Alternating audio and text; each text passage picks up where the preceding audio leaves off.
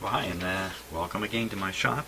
I'm going to be investigating this credit and cancel unit that you see in front of you here, which has come from a Seeburg R100 Jukebox that's actually in regular commercial use, still in a small diner here in the city of Pickering in Ontario, where it works just the same as it did maybe in the 1950s. Yeah, this is from 1956 actually. This device here, when you drop a quarter into the jukebox itself, this device is activated and keeps track of literally how many quarters you've put in and therefore how many songs you can play. You get 2 plays for each quarter. So you can put in there's a maximum limit of the number of quarters you can keep track of, but I don't even know what it is, 3 or 4 anyway. And then as you make your selections, this thing debits the credit that has been built up from putting the coins in. And then it's a mechanical device. It has switches in here, these ones right here,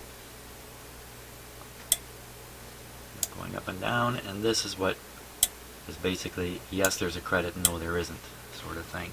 And these switches are turned on and off. There's a solenoid right here which will pull it down and turn it off. And in here is quite a few solenoids. There's one. Wow.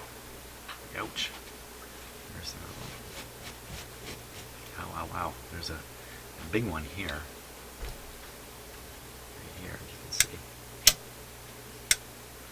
Drives the mechanism. If you watch that. Swinging it around, okay, and it also operates these contacts here.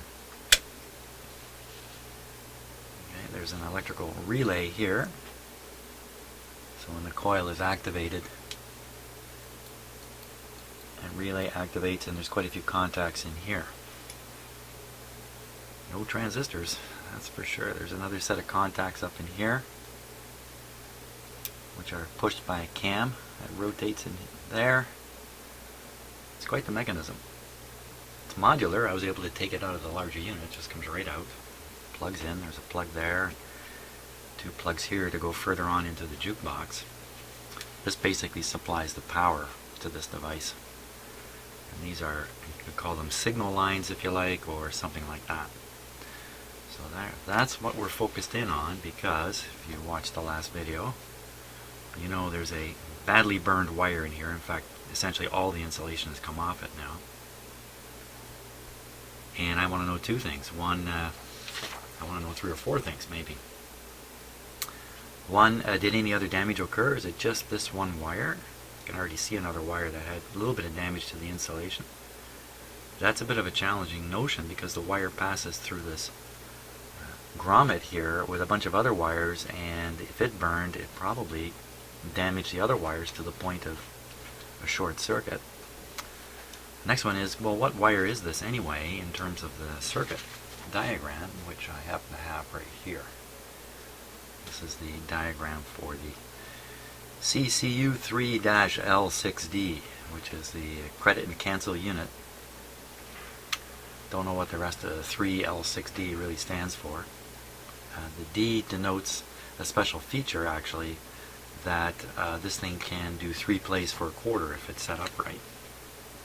You know, as time went by, when they first brought these jukeboxes out in the mid-50s, you paid a nickel for a song, maybe 3 for a dime, I'm not sure. But then as time went by, they wanted to charge more and more. So they had to alter the machines to allow different variations of coinage going in. So you could get 3 plays for a quarter, 1 play for a nickel, 2 for a dime, whatever it might be. This particular machine, in fact, works by enabling 2 plays, 2 songs, 2 records for each quarter that goes into the machine. So that's how this is set up. Exactly how that's done, I don't know. I don't know how you can alter these things. Maybe you have to get a different unit or something. I don't really know. Oh, there's the right there. Credit and cancel unit. CCU3L6, Seeburg made in Chicago. There's the actual serial number sitting right on it. So, okay, so let's get focused on the wire here. So my goal here is to figure out where this burned wire is on the diagram here. So first of all, I tried in vain, and you saw me in the last video try to find the both ends of this wire. I found one end. It's very easy to find. It's up here on these contacts connected to this relay. The other end, I really couldn't see exactly where it goes. It goes back in this crowded area here. I couldn't be absolutely sure. I was hoping I could figure out which pin on this connector, and that might be a good hint too. But we're just going to have to go with what I can see, which is up on the top here, and it's connecting to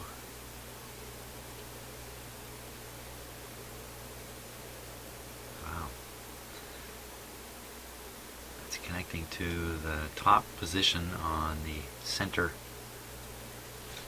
relay here.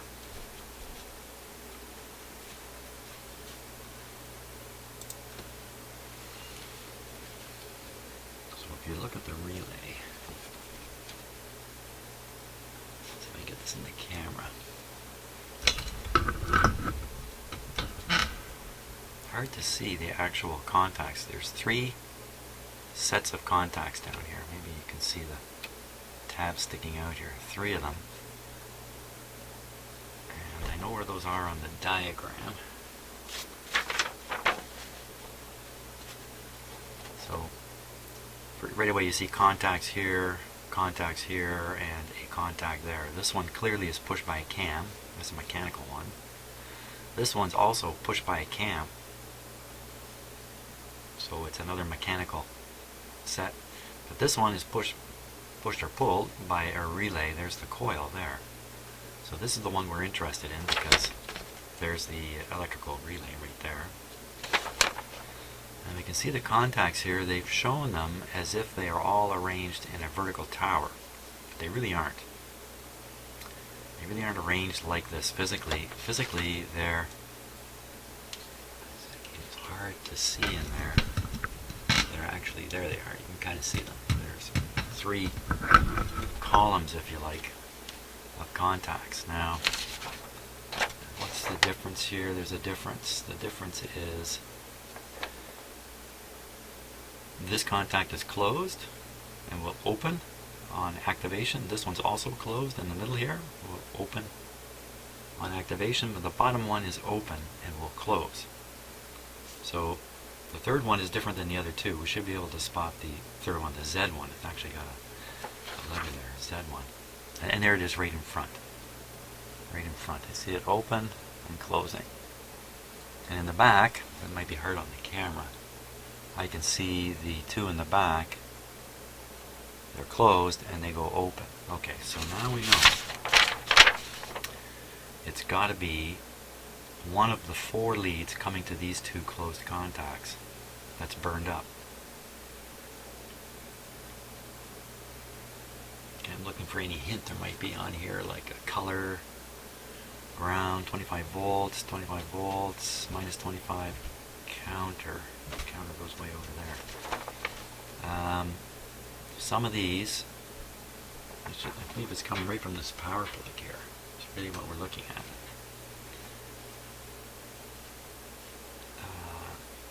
So there's one energizing the coil. The actual contact, there's a 25 volts AC line coming here through a switch and then on its way through another switch. Yikes. So all these components operate with timing issues. They are either physically connected together. These ones are physically connected together. This is also a rotating. This is actually, I didn't even explain this. This is the wheel that I showed you, the little switch tang that goes up and down. This is the wheel that actually does the memory work, if you like. You know, you really are looking at a mechanical computer memory here with a very, very simple job, and this is actually what it's turned into, is this rather complex mechanism. It's so surprising in today's world of digital technology, where remembering which buttons were pushed is no problem at all in the digital world, but in the electromechanical world it's quite a challenge. It's turned into this great big gizmo here. So going back, well, let's see. They're showing a fixed pole and a moving pole. And I can figure out whether this is on a fixed pole or a moving pole. Okay, so the burnt wire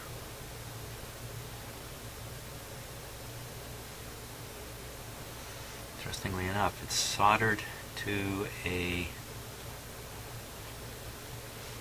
very careful here, it's, oh boy, let me get in there with a close-up camera and see what we can see here.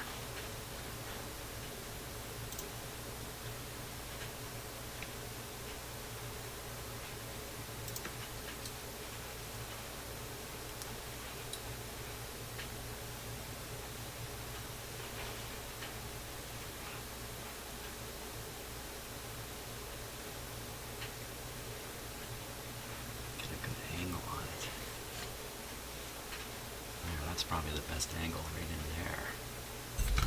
A little on the focus now. If you watch lots of my videos, you know I don't like the autofocus. I like the fixed focus here. Now let's see what we can see.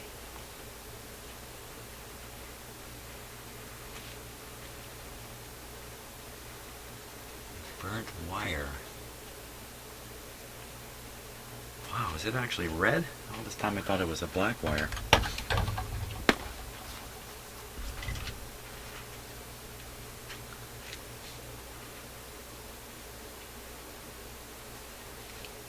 Yeah, that's the burned wire.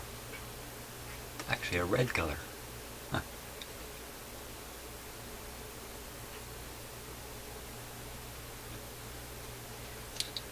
Coming to this point, this spot here, it looks like that's been resoldered to me. It doesn't look original. And then there's another wire connected to the same spot. This one here.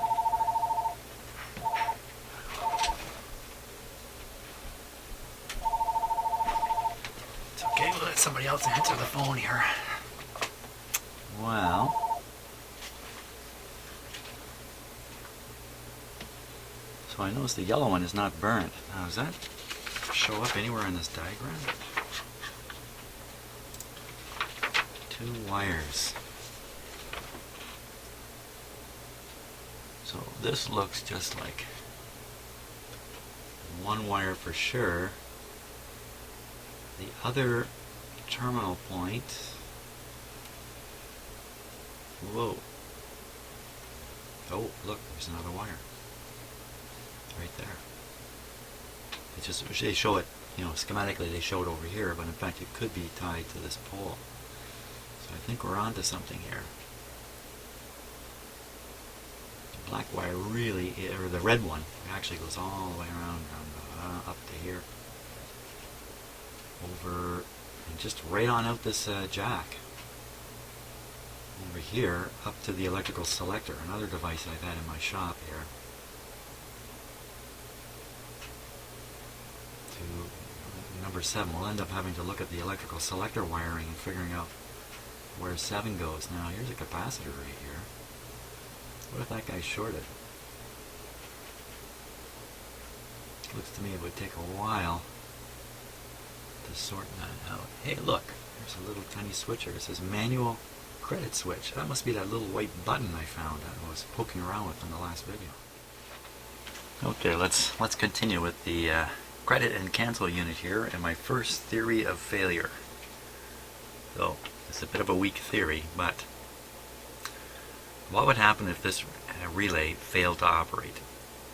So this relay, when it's energized, is supposed to operate these switches. And there's a wire, the burned wire is attached to one of these switches. So what if this relay failed to operate? The switches remained in the position they're in now. and other parts of the jukebox mechanism continue to advance the way they're supposed to, perhaps that places a short on that piece of wire. Okay, it's a pretty weak theory because I can't explain where the short would come from. It's a very complicated mechanism up and beyond here, so I haven't looked into that. But why would this relay not operate? Well, it has a capacitor across it. Now, I took out my ohm meter, made a measurement here, and the resistance from one side of the relay to the other relay coil was around 420 ohms. I'm probably reading the resistance of the coil. If this capacitor is really bad, perhaps some of that reading was actually current leaking through the capacitor, but it would have to be really bad. And what I'm thinking is, if this is leaky, maybe it's leaking enough that there's no longer enough left to operate the relay. I told you it's a weak theory, but it's my theory. It's all I got right now. So I'm going to investigate this capacitor, which is quite easy to do, and see what we come up with, and I'll replace it in any case, no matter what condition it's in. And where is that capacitor? Well, here's the coil right here, and there's the capacitor, a nice red one.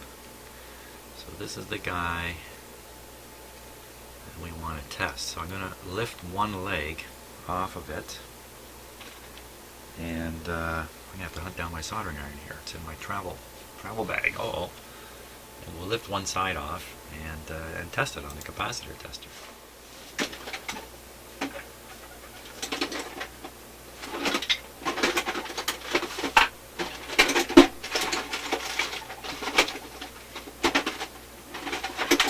Oh boy, I had to dig deep to find my cutters there. I still have a lot of my tools in my travel toolbox. We're going up to the diner. Okay. There we go. Now, let's get set up here for a test on the capacitor checker. Okay, here we go.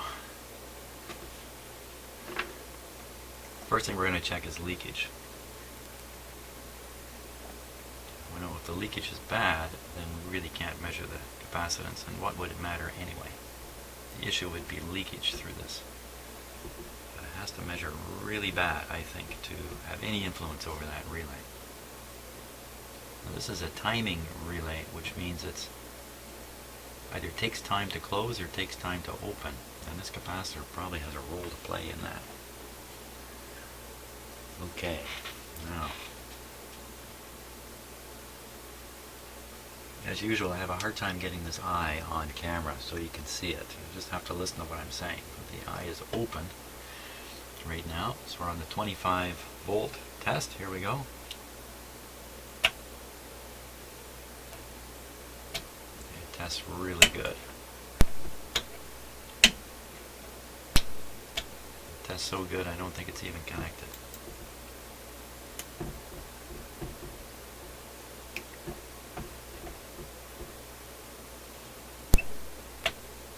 The 350 volts. Testing like it's not there. 450. You know what? It tests like it's not there. Okay, let's try and see if we can't measure the capacitance. What is it supposed to be? Now, just discharge it for a moment here. What is it supposed to be? 0.05.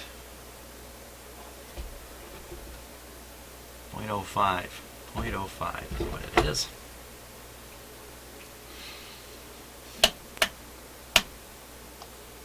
0.05 is right there. So that's where we expect the eye to open. This is switched. Oh, this control was in the wrong place.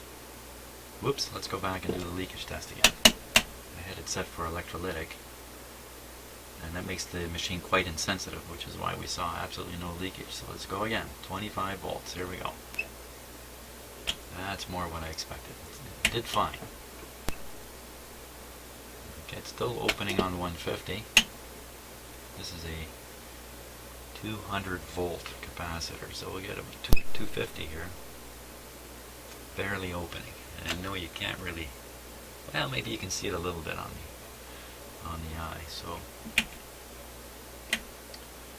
that's a little bit of a better test than what I had done. Let's go back now. Give it a little bit of time to read the capacitance. It should be right in here. Here we go. Watching the eye. Look at that.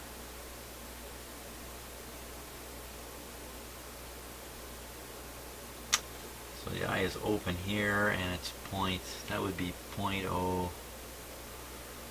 0.08, somewhere in that range. This capacitor actually tests pretty good, but we will replace it. There's a bunch of other capacitors up here, but I really don't know how they could influence the... I have no theory to explain why these capacitors might be implicated. And so much for my theory on this one. I don't think this capacitor is in a condition where it would disturb the operation of the circuit. It's got capacity, it doesn't leak terribly.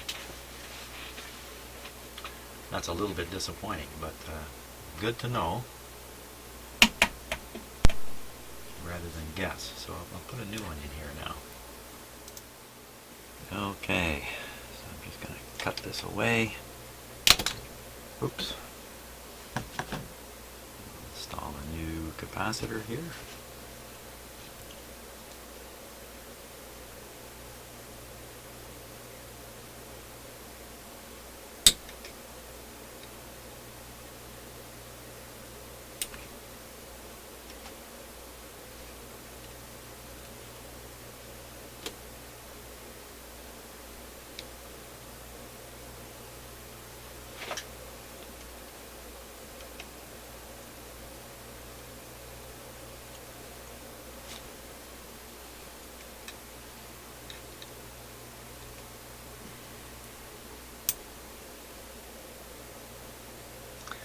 At least I know for sure this is eliminated as any possible cause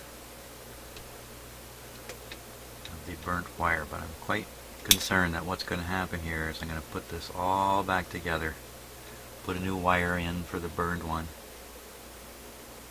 take it back to the jukebox, plug it all back in, turn it on, and it's going to work perfectly fine. And that's going to leave me terribly nervous that I never discovered what the real cause of the problem was, and that whatever the cause is, it's sitting there ready to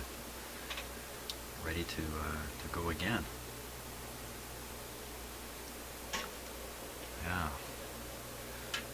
So there might be some other tests I can do to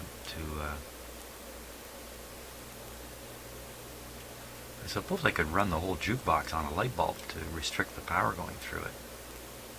And then if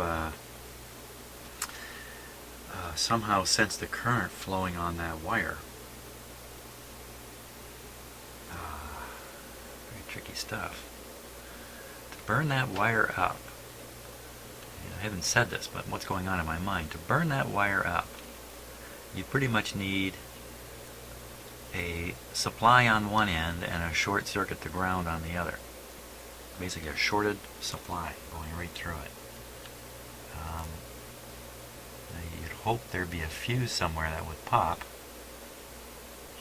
but apparently not.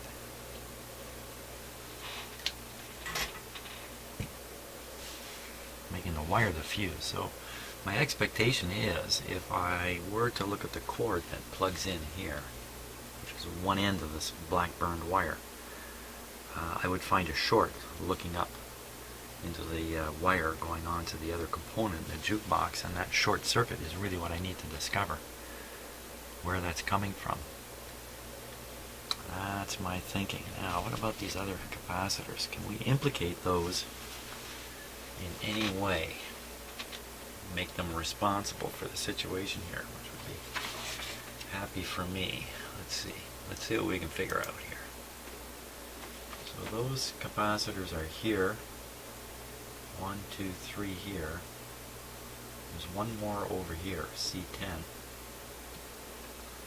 I'm going to take a guess that C10 has already been replaced, because if you look back in machine, you see a bright yellow capacitor there. That's a replacement. Not done by me, but obviously done not so long ago. Now these other guys, what if they were shorted? Let's see, well there's a ground there. How can current get back to this wire here? This wire. I don't know, it just disappears into this plug and it's out of this unit at that point. This capacitor, if it were to short, I was doing this the other day. I don't know. You know what? This is the coin switch. 2 coin switches. Hey, here's something to think about. 2 coin switches. So I threw a coin in. Oh, the actual coin switches come right to here. The coin switches are little switches that the coins literally hit as they travel through the coin box. The last thing they do is they come out a controlled slot based on which coin it is and trip a switch for a quarter, a dime, or a nickel. Or whatever it is this has been set up for. And this is an imitation. This little button here and these 2 contacts imitate a coin going into the coin box. Ooh, that's handy. So it would be easy to look back on this wire in the jukebox and test it and see if there is a ground or short circuit. I think it would be easy anyway. Now those switches, those coin switches, as the coin drops by, the switch just gets triggered momentarily and the coin is gone. The switch opens up again. What if the coin is stuck right on the switch in the coin box? It's stuck right on the switch, holding it down. Why would that have any effect on this wire? So our 25 volts AC. 25 volts AC. Well, that's not a big capacitor. But you know, without understanding it fully, those are all interesting possibilities. Now, when the switch closes in here, when the coin goes by and closes the switch, it's connecting this line